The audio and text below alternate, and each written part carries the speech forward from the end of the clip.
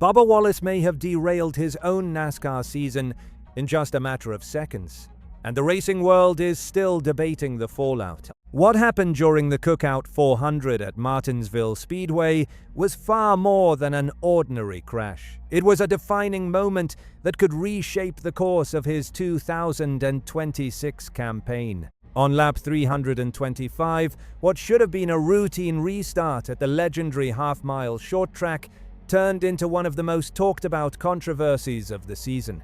Martinsville, famous for its tight paperclip layout and unforgiving racing conditions, has always been a place where tempers rise quickly. This time, it became the stage for pure chaos.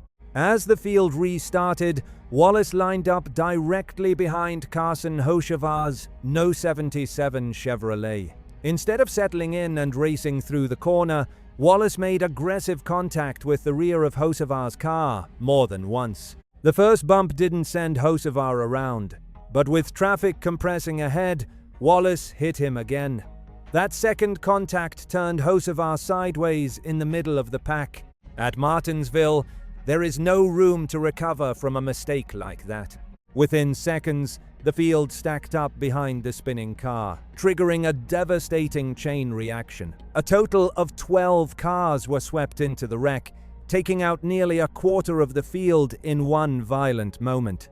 Drivers including Zane Smith, Chris Buescher, Connor Zilisch, John Hunter Nemechek, and Eric Jones all suffered damage, with several seeing their race and potentially their championship hopes severely impacted. For Wallace, the consequences were immediate. His race ended on the spot, and his damaged car was sent straight to the garage. Hocevar, despite being the one spun, managed to stay in contention after repairs and crossed the line in 17th place. That contrast only intensified the criticism, as the driver who initiated the incident paid the heaviest price. The points situation made it even worse. Wallace entered Martinsville sitting third in the Cup Series standings, firmly positioned as a championship contender. By the end of the race, he had fallen to 11th, an enormous drop under NASCAR's modern point system. In a single afternoon, his season shifted from momentum-driven success to an uphill battle. Reaction was immediate and intense. Inside the broadcast booth, veteran commentators wasted no time questioning what they had seen. Mike Joy immediately sensed something was off, and as replays rolled, the footage made the situation clear. Wallace's repeated contact with Hocevar looked deliberate, not accidental. Former champion Kevin Harvick openly questioned the move, noting that level of aggression rarely comes without deeper frustration. He suggested there had to be more behind the incident than what viewers saw on screen. Those remarks fueled widespread debate across social media, where fans and analysts dissected every angle. Not everyone agreed on intent. Some observers believed Wallace simply miscalculated the throttle on a track where tiny mistakes become massive consequences. Others argued it was an emotional reaction to earlier on-track tension. Hocevar had previously forced Wallace into a difficult three-wide situation during another restart, a move that clearly irritated him. Still, many critics felt frustration was no excuse for the result. Wallace had shown speed all weekend, even topping Saturday's practice sessions, which only made the race day collapse more shocking. Expectations were high, but when the pressure mounted, everything unraveled. After the race, Wallace admitted he never intended to spin Hocevar and described the contact as a misjudgment.